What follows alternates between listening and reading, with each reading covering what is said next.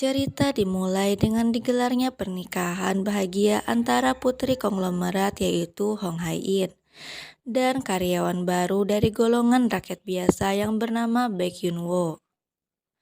Yun-woo berkata bahwa 10 tahun yang akan datang, dia akan tetap bersama dengan rasa cintanya yang sangat tulus kepada Hai-in.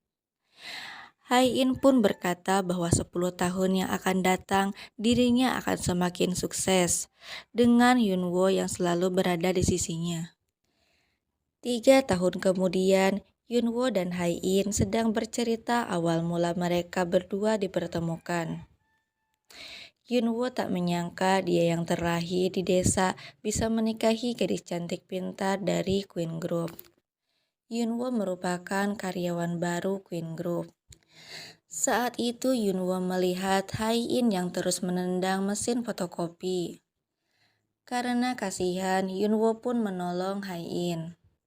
Lalu mereka semakin dekat di kantor. Bahkan Yun-woo memberi saran agar Hai-in resign dari pekerjaannya itu, karena setiap hari dia selalu dimarahi oleh atasannya. Yun-woo berkata bahwa dirinya bukan dari golongan orang kaya, tapi di kampung, orang tuanya mempunyai 30 ekor sapi, dan para warga di sana sangat menghormati kedua orang tuanya. Dia juga memimpikan mempunyai seorang istri yang bekerja, tapi kini hatinya telah memilih Hai-in. Dan jika Hai-in nanti menerima cintanya dan menikah dengannya, tak apa jika Hai-in memilih menjadi ibu rumah tangga. Hai-in hanya bisa terdiam mendengar ucapan Yun-woo dan menerima payung pemberiannya. Tapi setelah mengetahui siapa sebenarnya Hai-in, Yun-woo pun menghilang. Dia tak menyangka bahwa Hai-in merupakan orang kaya.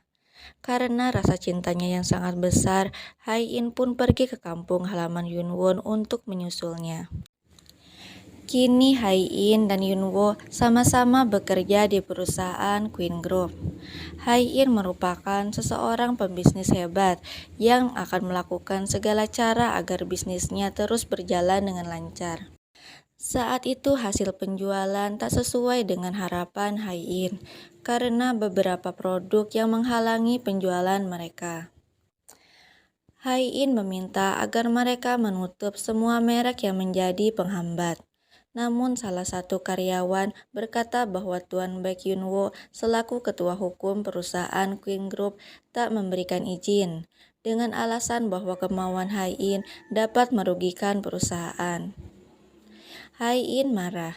Dia berkata bahwa dirinya sedang tidak meminta saran dari Yun-woo. Hai-in hanya ingin Yun-woo melakukan perintahnya. Dapat dilihat di sini bahwa pernikahan mereka berdua tidaklah bahagia. Bahkan Yun-woo berniat untuk mengajukan gugatan. 1 kali dalam 1 minggu, di rumah Hai-in selalu mengadakan rapat keluarga. So-cheol, adik Hai-in, memanggil Yun-woo dan meminta agar dirinya membereskan masalah yang tak dapat diselesaikannya. Untuk menghilangkan gosip bahwa Yun-woo dan Hai-in akan bercerai karena selalu bertengkar di kantor, orang tua mereka pun meminta agar Hai-in dan Yun-woo segera mengikuti program hamil. Dan Yun-woo diminta untuk keluar negeri untuk melanjutkan kuliahnya saat anak mereka nanti telah lahir. Yun-woo kesal karena hidupnya selalu diatur oleh mertuanya. Bahkan Hai-in tak membela sedikit pun. Yun-woo bertanya apakah Hai-in benar-benar ingin memiliki bayi, dan apakah nanti dia benar-benar rela jika dirinya pergi ke luar negeri. Hai-in mengiyakan. Dia berkata bahwa anaknya nanti akan diasuh oleh pengasuh, dan mereka tidak akan kerepotan. Setelah itu Hai-in mendatangi adiknya So-cheol dan menghajarnya. Dia meminta agar So-cheol bersikap sopan kepada suaminya itu. Karena frustasi, Yun-woo mendatangi kawannya. Dia curhat bahwa dirinya tak sanggup lagi menjalani hidupnya. Dia ingin bercerai dengan Hai-in. Temannya kaget mendengar ucapan Yun-woo. Dia tak menyangka bahwa kawannya hidup dalam tekanan. Bahkan saat mabuk pun, Yun-woo terus diawasi untuk mencegah terjadinya skandal. Merasa puas, Yunwo pun pulang ke rumah. Dalam hati dia ingin pergi ke kamar istrinya, Hai-in. Bahkan Hai-in pun menunggu Yunwo di balik pintu. Tapi karena sudah 3 tahun mereka tidak akur, Yunwo pun mengurungkan niatnya. Esoknya keluarga Queen Group melakukan upacara peringatan kematian neneknya Hai-in. Keluarga mereka menerapkan agar semua mantu laki-laki dari Queen Group menyiapkan hidangan untuk upacara nanti. Tapi anak laki-laki dari Queen Group tak pernah sama sekali menolong mereka, padahal ini merupakan acara keluarganya. Ibu Hai-in bersiap-siap untuk ke upacara nanti, tapi dia heran dengan Ibu Moh yang merupakan pacar dari kakek Hai-in tidak memakai hanbok. Ibu Moh berkata bahwa dia akan berdiam diri di kamar karena kehadirannya pasti akan mengganggu. Lalu saat mereka berdebat, kakek pun datang dan meminta agar Ibu Moh memakai hanbok. Seketika Ibu Moh pun mengiyakan. Saat upacara dimulai, tak disangka Beomja, adik dari ayah Hai-in, keluar dari penjara. Beomja mengadu di depan foto ibunya bahwa ayahnya tega memenjarakannya hanya karena dia telah menyambak rambut pacar ayahnya. Ayah Hai-in mencoba menenangkan adiknya itu dengan berkata bahwa sang ibu meninggal karena serangan jantung. Lalu Beomja menjawab bahwa karena pacar ayahnya itulah ibunya terkena serangan jantung. Bahkan Beomja tak segan-segan memukul Socheol saat memutar alkohol terlalu cepat karena akan membuat sang ibu yang berada di akhirat sana mabuk. Setelah itu Yunwo menemani ayah mertuanya.